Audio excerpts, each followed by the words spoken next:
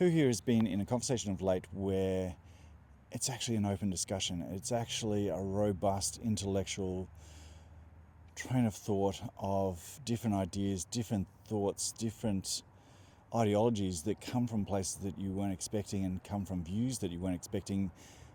But it's not to challenge you as a dummy, it's to challenge you, where do I have my thoughts from?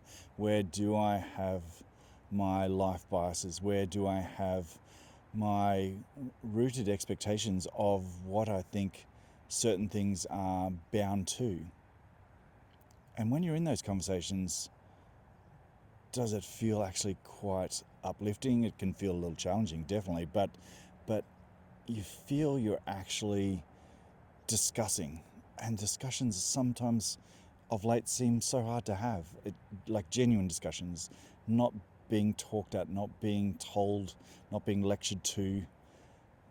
It just feels nice, doesn't it? Like, it feels genuinely nice to have a robust conversation that are about things that you mightn't have understood, things you might understand, or you might understand from your point of view, and you thought people had a similar point of view, and it mightn't be, completely the opposite, but it's a little bit off your center that you didn't think of, and it just makes you think the human brain and the human intellect and the human learning can actually still be good, can actually still be a wonderful thing to participate in, a wonderful thing to be around, rather than think it's sometimes cringeworthy and sometimes, why do I even bother talking about things when someone is in that tribalistic